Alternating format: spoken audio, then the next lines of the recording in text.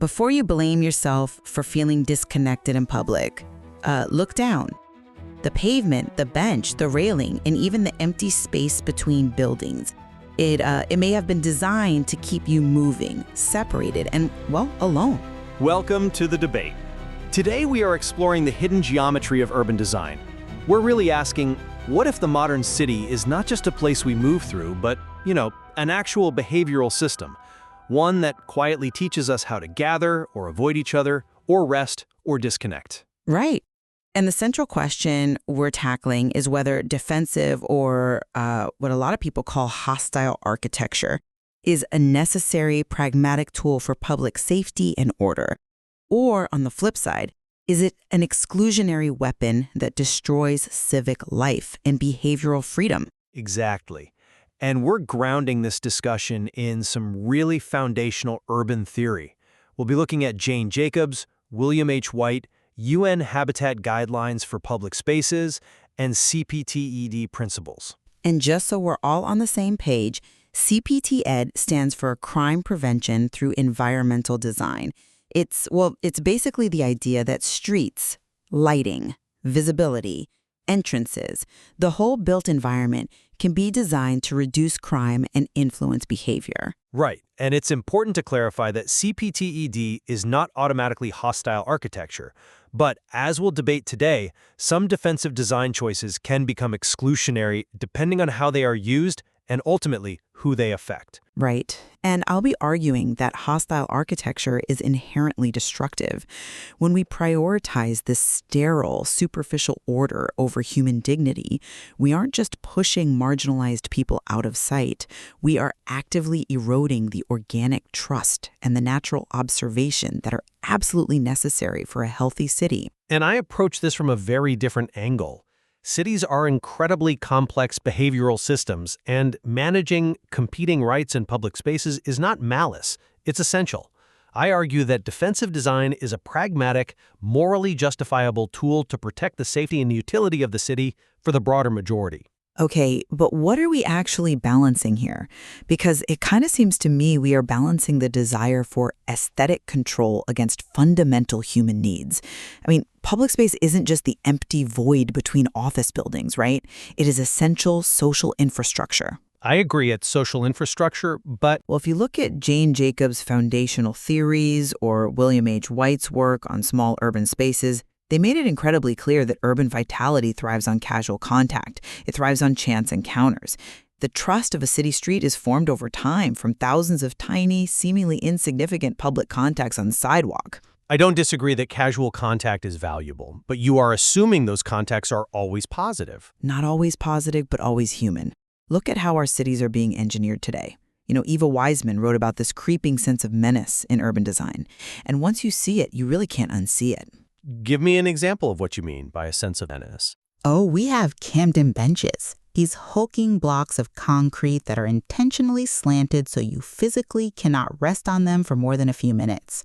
We have waist-high metal fins embedded into concrete ledges. We have actual metal spikes cemented into the alcoves of doorways. We are literally weaponizing the built environment. Okay, let me push back on the word weaponizing. Those interventions are designed to prevent very specific, often chronic, disruptive behaviors. We're talking about chronic, rough sleeping that blocks access or destructive skateboarding that damages property. I see why you frame it that way, but let me give you a different perspective. These designs do not just deter the homeless or the teenager with a skateboard. They make the city hostile to everyone. How so? Well, a slanted bench with no backrest might be designed to stop a transient person from lying down, but it also means an elderly person walking home with groceries cannot sit comfortably to catch their breath. It means a pregnant woman or someone with a disability is denied a basic moment of rest. By intentionally removing comfort, defensive architecture broadcasts a very clear message.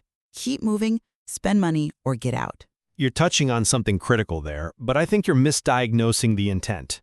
Public space is a shared resource, and like any shared resource, it requires behavioral management to prevent what economists call the tragedy of the commons, where a resource is ruined because everyone acts in their own immediate self-interest. But wait, is sitting down really acting in selfish interest? Depends on how you sit and for how long. The ethical scholar Karl Define Lieft makes a brilliant point about this. Hostile architecture targets specific behaviors, not necessarily specific identities. There is an old lawyer's maxim, defend the individual, not the criminal act. Apply that to urban design. Okay, I'm listening. If a bench at a vital bus stop is constantly monopolized by someone sleeping on it, that bus stop ceases to function for its intended purpose. The transit riders can no longer use it.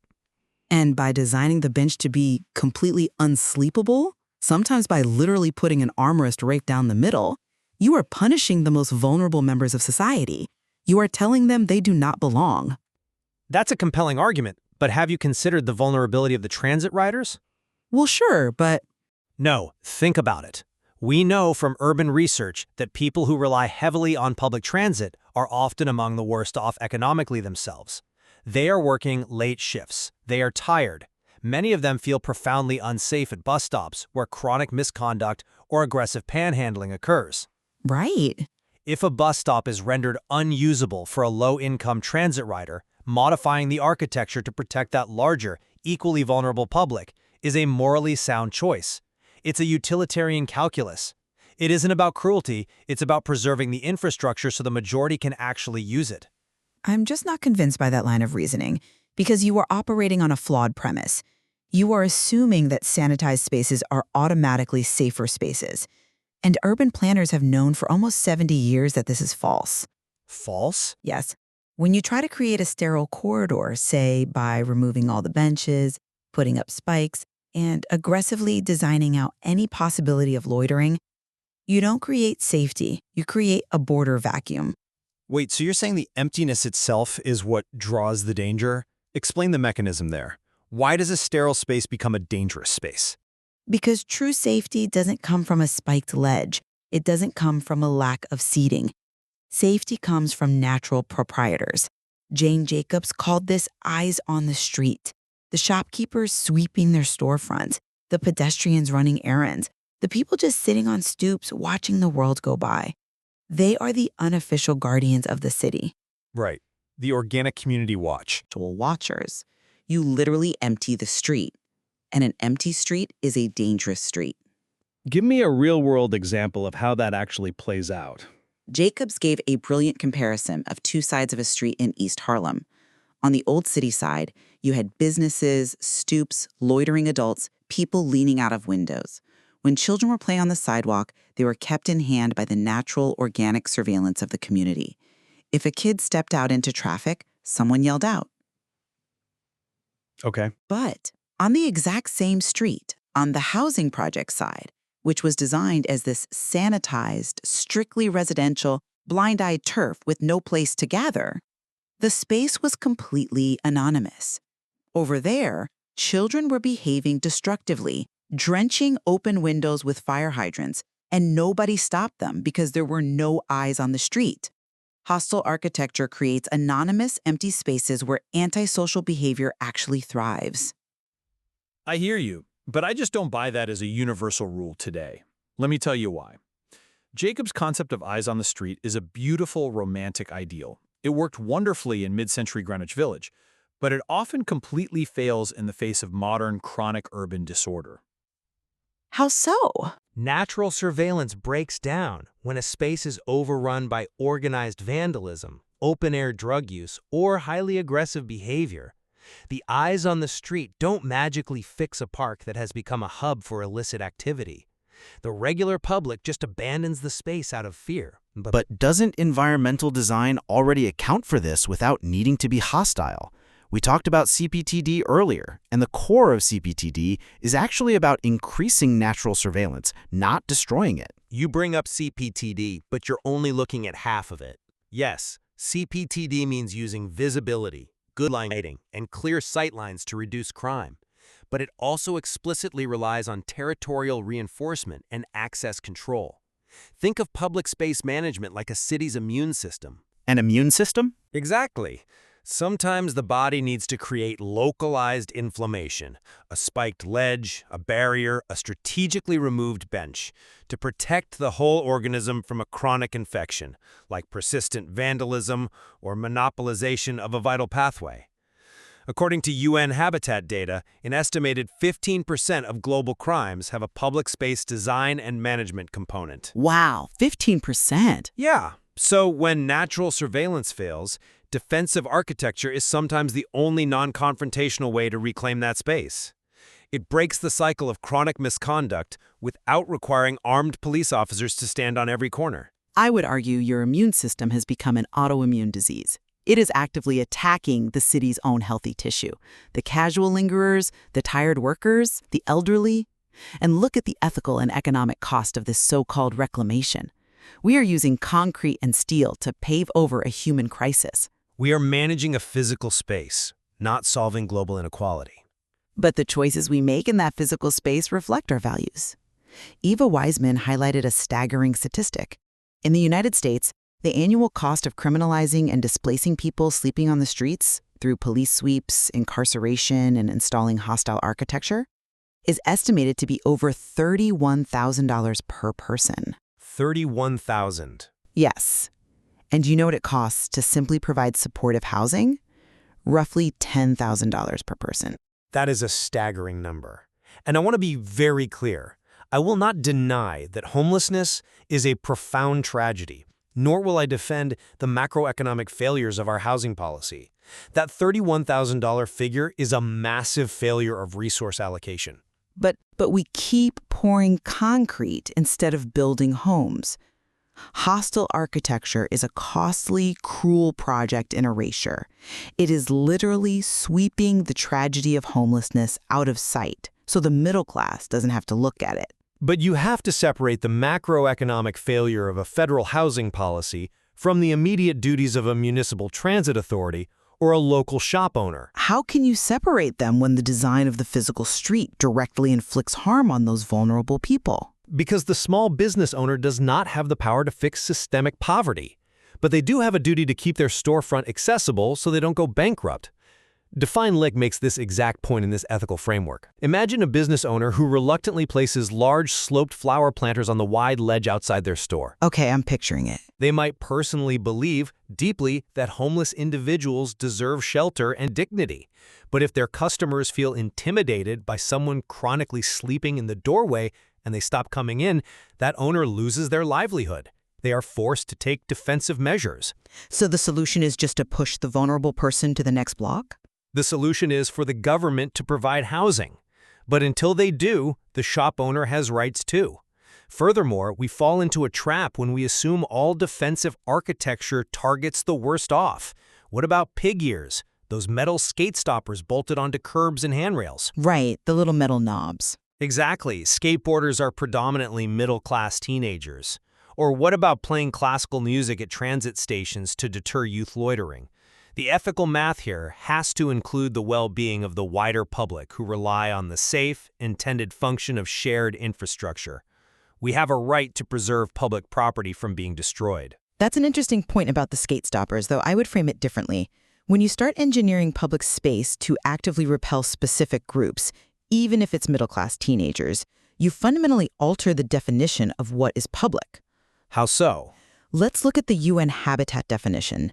They explicitly define public spaces as all places publicly owned or of public use, accessible and enjoyable by all for free and without a profit motive. The benchmark of a successful place is sociality, a place where people of different ages and backgrounds interact. Sure. But if our environment is being dictated by markets, surveillance, and spatial algorithms, our fundamental right to the city is violated. You are only welcome if you are moving fast, going to work, or spending money. I mean, is a bench still public if it is designed to reject the tired? Can we even call it a public bench anymore? Yes, we can, because the right to public space is not an absolute right to do whatever you want whenever you want. DefineLick brings in a fascinating Lockean counterargument here regarding rights and property. Break that down for me. Think about it like this. Your right to be in a public park is a real right, but it doesn't mean you have the right to build a campfire on the children's slide. Your right ends where the intended public function begins. You have a prima facie right to the city, meaning it is a right that is valid on its face, but it must be weighed against the competing rights of others. Meaning my right to rest is weighed against your right to, what, not be inconvenienced by my presence? Weighed against the public's right to use the infrastructure for its intended purpose. You do not have an absolute right to pitch a tent in the middle of a pedestrian walkway, or to grind a skateboard down a marble handrail until the stone is destroyed. Just because a space is public doesn't mean it lacks rules. In the UN Habitat site-specific assessment tools, they measure comfort and safety not just by who is allowed to loiter, but by the absence of crime, the absence of vandalism, and the presence of a welcoming environment for the majority. But welcoming for the majority often just means sanitized for the privileged. Not at all. When a space is monopolized by disruptive behaviors, it effectively becomes privatized by the disruptors. If a gang of aggressive individuals takes over a park pavilion, that pavilion is no longer public. Defensive design is a way of democratizing the space. It ensures the infrastructure remains available for the 90% of people who just want to walk, sit briefly, and enjoy the city without harassment or danger. But the mechanisms used to democratize the space, as you call it, end up sterilizing it. We lose all the nuances of human interaction. Jacobs wrote beautifully about how a good city street achieves this marvel of balance between people's determination to have privacy and their simultaneous wish for differing degrees of contact. You get advice from the grocer, you nod to the kids on the stoop. It's casual public trust. I completely agree that trust is vital. But when you remove the places where people can linger, when you remove the flat benches, the wide ledges, the shade trees, and replace them with spikes and slanted metal, you kill the ecosystem that allows that trust to form. You force people into a state of hyper-privatization. Wiseman notes that as public space becomes more hostile, we retreat. Billionaires build underground bunkers, suburbanites install doorbell security cameras. We retreat from each other. The physical environment literally breeds hardness and isolation. I don't disagree that isolation is a massive problem in modern society. We are an incredibly lonely society.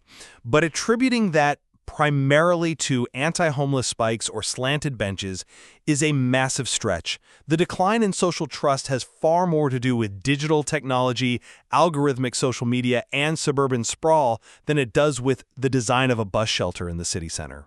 I really don't think you can separate them so easily. The physical environment shapes our psychology just as much as our digital environment does. Perhaps, but you are still ignoring the brutal reality of urban scarcity.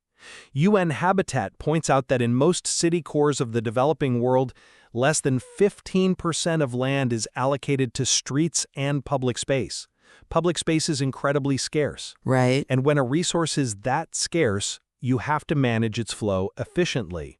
If defensive architecture pushes skateboarders toward dedicated skate parks where public health researchers note they are much less likely to get injured, that is a net positive. If a bench that cannot be slept on encourages a transient person to seek a secure, dedicated shelter, assuming those services are funded and available, that is a complex but potentially positive utility. Assuming those services are funded and available is doing a monumental amount of heavy lifting in your argument. I acknowledge that. In reality, the shelters are often full, dangerous, or completely inaccessible, which is why people are on the street to begin with. When does safety become exclusion? You are applying a sterile academic utilitarianism to a visceral human crisis. When we use color, sound, and sharp edges to nudge behavior, we are engaging in a form of ambient power. We are constructing consumers and commuters, not citizens. We are stripping the city of its tolerance for difference. Tolerance for difference is vital, but unchecked tolerance for disorder destroys cities. If we look at the UN Habitat issue paper on public space, it openly acknowledges that public space is the place of conviviality, but it is also the site of conflict. It requires active mediation. But mediation usually implies conversation, not concrete spikes. If we refuse to manage public space because we are terrified of being labeled hostile, we abandon those spaces to the loudest, most aggressive, or most disruptive users, and that hurts everyone. It particularly hurts the elderly, children, and those who rely entirely on a safe, orderly public realm just to survive their day-to-day lives. It seems we are looking at the exact same physical street and seeing two entirely different realities. But what if the city is not broken? What if it is working exactly as designed? I look at a Camden bench and see an architectural insult. I see a physical manifestation of a society that has decided it is easier to punish vulnerability than to heal it. I see the erosion of the organic, trusting, vibrant city replaced by a sanitized corridor where human beings are treated merely as obstacles to efficiency. For me, the emotional and civic costs of this hostile geometry far outweigh any short-term pragmatic benefit. I mean, who gets to rest in public without being treated as a problem? A city must be designed for empathy, for lingering, and for the chance encounters that remind us we belong to a community. And I look at that same bench and see a necessary pragmatic compromise in a densely packed system. I see an intervention that stops a shared piece of infrastructure from being monopolized. It ensures that the tired commuter, the mother with a toddler, or the elderly shopper actually has a place to rest for a few minutes. While I agree wholeheartedly that we must aggressively fund social safety nets, we cannot ask our public squares and transit stops to act as open-air campgrounds. Targeted defensive design is a valid, ethical tool for balancing competing needs and protecting the utility of the city for the majority. Well, while we clearly disagree deeply on the morality and the efficacy of defensive architecture, I think there's a profound point of convergence we've reached today. Both of us recognize that the physical design of a city is never neutral. Absolutely. Whether it's a wide, sunny plaza with movable chairs that invites you to stay, or a narrow, spiked ledge that forces you to keep walking, the architecture acts as an invisible hand. It guides social behavior, it dictates who gathers, who moves, and who connects. Exactly. If society is already being designed through algorithms, markets, architecture, surveillance, and incentives, the real question may be, designed by whom and for what kind of human life? The pavement beneath our feet is actively teaching us how to live with one another, which leaves us with a question to consider the next time you walk out your front door. What part of your city have you accepted as normal, even though it may have been designed to make you move faster, stay quieter, buy more, or connect less? Look closer at the hidden geometry of your own neighborhood.